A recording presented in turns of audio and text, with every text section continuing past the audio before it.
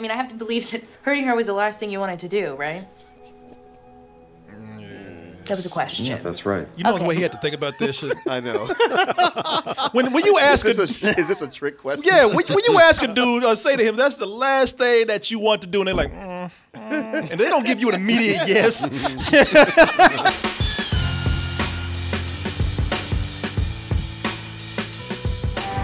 I won't let this situation go bad. Nothing is okay without you, love. I got surprised by this show a while back, and I just read a couple of episodes. I read about a couple of episodes of it, decided to check it out for myself, and got hooked on the very first, I would say, even 10 minutes. 10 minutes of this show, man. And we're talking about You. And if you are into this show or you've been keeping up with it, you know Will is back. Well, Joe. Joe, yeah, he's Will in this new episode, but Joe is back. The Hannibal Lecter of love. Joe is a stalker slash killer, probably the most romantic serial killer you'll ever meet. He's a romantic, well-read guy. He's kind. He's thoughtful. And he also becomes obsessed and will stalk you. But you know what, Martin? And eliminate everyone in your life that gets in his way. In his way. But he justifies it, Martin, because he only did it for love. And there you were. Every account set to public. You want to be seen, heard, known. Of course, I obliged. Of course, none of this is true. All this shit is in his mind. Yeah, all in his head. It's funny because before I watched this show, I would just see the previews on Netflix. And I thought, well, this show just looks like 50 Shades of Grey if Christian Grey was broke and internet savvy. Yeah. No, it's what it is. It is. Every woman out there who loves 50 Shades of Grey needs to look at this shit. This is who Grey is. You see Christian Grey, and the only reason you like him is because you don't see him murder anybody. But if we were to take that character and rip all the fantasy off of that shit, you would have this. You would just have $1 million killing motherfucker, right, who could cover up his crimes because he got the money to do it. Unlike Joe right here, who has to cover up his crimes because while he doesn't have money, he's got cunning, he's got smarts, he's got a lot of he's very determined, and also he got a shitload of luck on his side. He does have that. Pimp Badgley, who I gotta admit, man, he's great. He's great. He's a fantastic actor. He is great, and he is so great that he brings so much to this character where you say, man, you know what? I'm listening to his narration, so I'm kind of biased too. Yeah, you're swept into it. I'm swept into it, and plus you look like, well, maybe he's right. It's like we almost justifying ourselves with him. But you have to remember, no, this guy is a serial killer. He's a sociopath. He got me again. Oh, that's the amazing thing about the show is how over and over he keeps winning you back to his side. Bad things happen to him, and you're like, oh, wait a minute, what am I doing? Yeah. And if you don't snap up, he'll do something, or he'll kill somebody, and you're like, oh, yeah, I am not supposed to be rooting for this guy at all. And yet, you relax, he'll get you again. He will. You have to be careful with this show because you find yourself rooting for a guy who is a killer, a charming ass killer, but a killer. You find yourself falling for his charms. I don't give a if you a man or a woman. You fall for his charms. You hear his explanations. You want to root for him, and then you find him in situations where he should be caught, and you're like, Joe, run! Just go! I'll lie for you, Joe. He's not here. You just messed up. Won't you just leave him alone? He's trying. And that's what happens with You season 2. Boy, I'd be goddamn. 2 episodes in, goddamn it. I'd be goddamn if I wasn't already charmed by Joe. But I looked you up. You're not on the socials. Thought you might be some kind of freak. It makes me cry. I'm told. Play is what you make of it. Nothing is okay without you, love. You know what, man? If you hated yourself, for loving Joe so much from season 1, you're going to want to beat the shit out yourself after this. You're going to want to commit yourself to therapy. You're going to want to turn yourself in.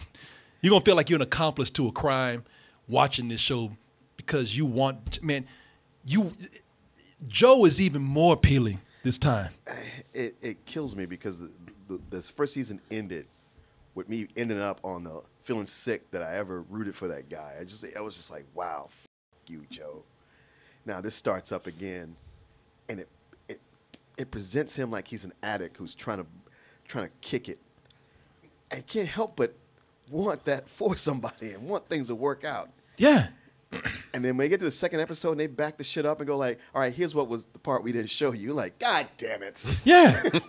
No, I kept wanting to punch myself. Yeah. I'm like, you f***ing idiot.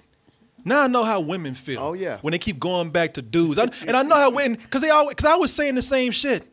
Because in this episode, Joe is trying. Joe's trying hard. And I'm just like women who go back to bad dudes who tell them the same shit. I was just like, he can change. He's not really a bad guy. He was abused and he had a bad childhood. He really he didn't mean to hurt anybody. I sound like one of these stupid ass chicks who always talk about these dumb ass guys, these assholes, these women beaters, these domestic abusers. But what really helps here, I said, man, you know what? I can see why I'm rooting for him because in the first season of You, it was all about not just Joe and his toxic relationships with a certain person, but people in general, because he hates society. But he did pride himself on being a New Yorker. And New York played as much a part in the show as much as the characters themselves. And now he has to leave New York, a place, one stable thing. This guy looking for love. Look at this. I'm just so mad. I'm knocking my own shit over. I deserve this shit. I don't deserve an iPhone. but he's looking for love. And in his mind, but people always betray him. But this right here, but if one thing did love him back, all right, the one thing he did have a constant love of was the city of New York. Yeah. Now he has to move to L.A. The last place he wants place he wants to be because, spoiler alert right here, he gets away with his crimes, but he can't stay where he is. So he goes to L.A. And when he goes to L.A., everybody is a complete piece of shit. Everybody's either rude, self-centered, shallow. He's the only. I mean, it's L.A. Well, that's why I say it's because of L.A. Joe is the only one who's like, you know what? Out of all these people, you look at all these people who are supposed to be the normal people, and you want to hang out with Joe. They're like, well, you know what? You kill somebody, but at least you can have a real conversation. At least you see these people for how they are. You're not name dropping every 10 minutes. Not name dropping. You're not on some natural biotic diet or something. It's like, Jesus, man. Joe is the only normal person who's changed his name to Will now. When you see that he's trying. And that's his whole thing now. It's like, I'm not going to be that person I was anymore. And you even see things that he does at this point. There's certain actions he does in this series where it's like, wow, you know what? You really are trying to change. Yeah, you're holding back. Yeah, I mean, he does backslide a little bit. It's kind of what did you get to? I finished the second episode. Oh, way later, man. Way later in the show. Did you anybody? Yeah, you saw it. You see him, and he's trying to do the right thing, man. Because you actually are proud of him. Yeah. You're like, wow, you could have killed somebody, but way to go, Joe. You didn't do it. Yeah. Congratulations, man. Baby steps. I think baby steps. I think we're getting somewhere.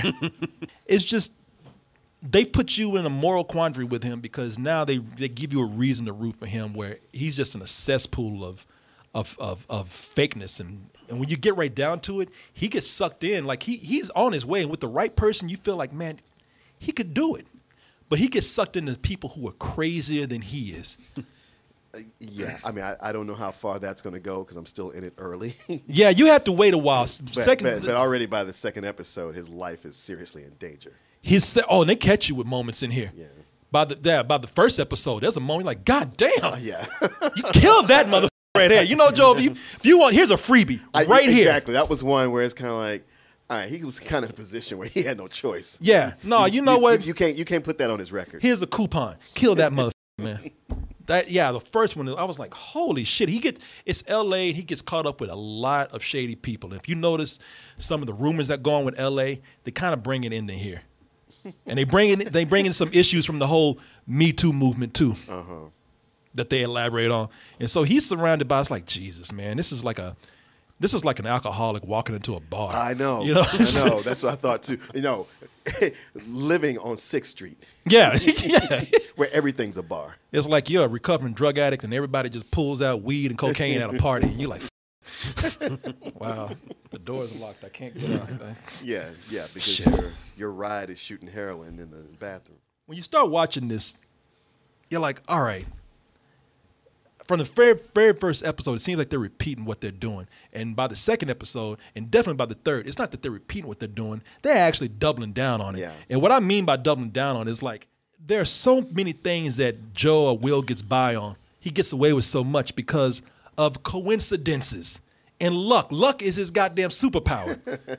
He's like that domino from Deadpool. You know, he gets by just on some of the craziest coincidences. And now that he's in L.A., they double down on it because characters that should not know each other, they're all in the same circle. It's like Star Wars. You know? I mean, he'll meet one new stranger, make a friend with them, and then he'll find out later at a party, oh, they just happen to be here because they knew this other person that he happened to run into. And it's like, okay, come on, man. That's a little bit of a stretch. And then that's when you look at this and it's like, man, you know what? This is straight up just trash TV. And I don't mean that in a bad way. What I mean is that all that stuff that you see with all the coincidences, that is bad writing.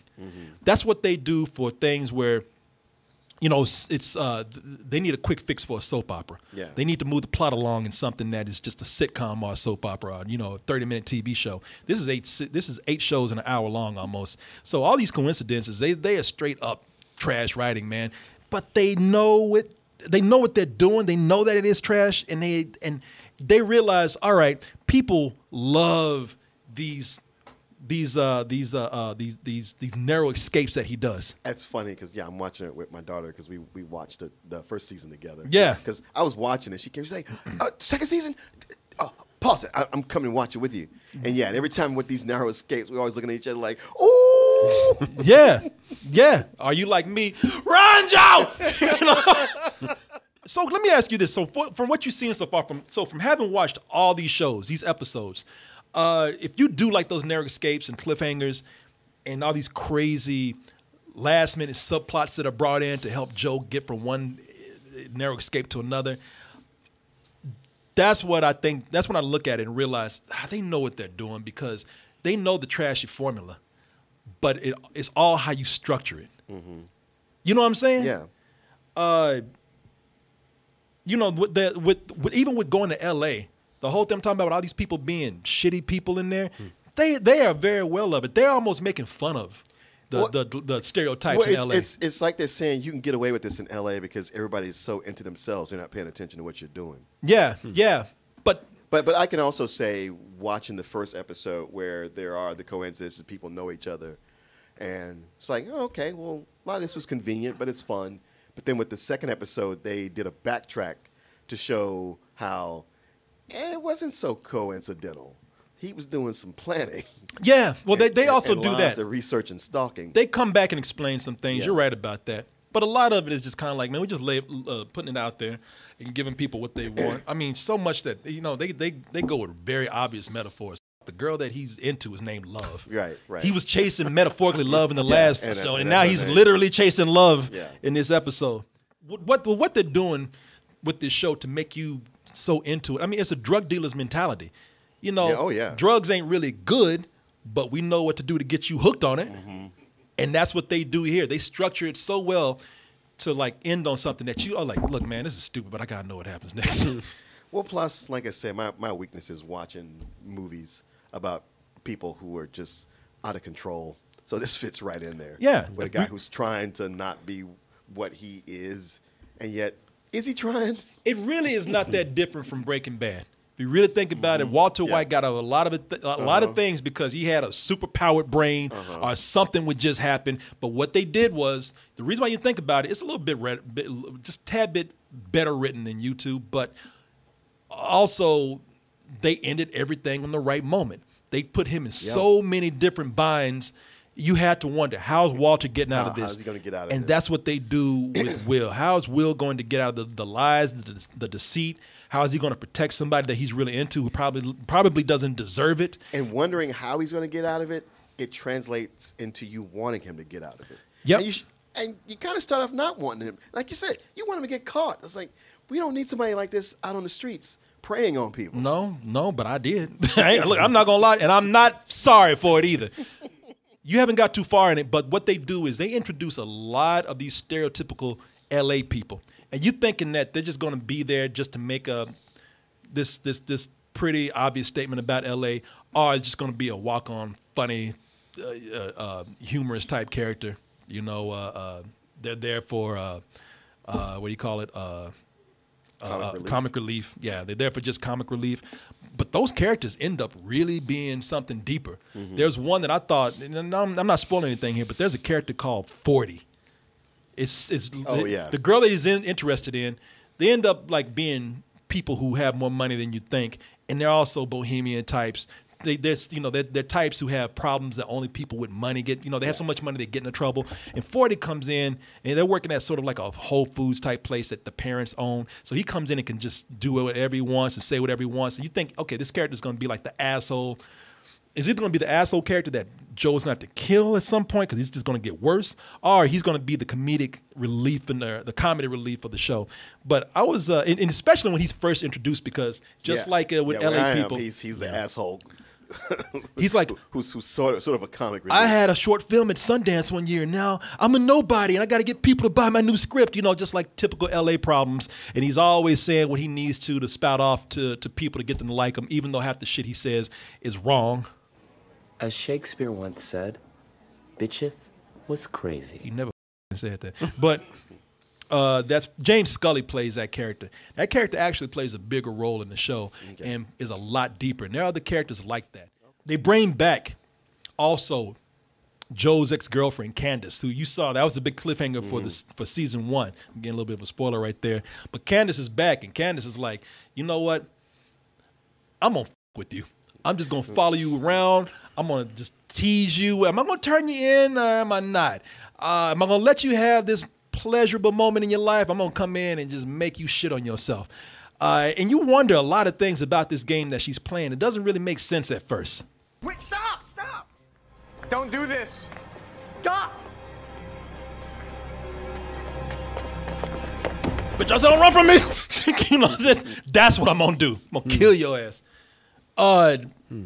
You start to question, like, why doesn't this girl go to the police? And that's Amber Childers that plays her.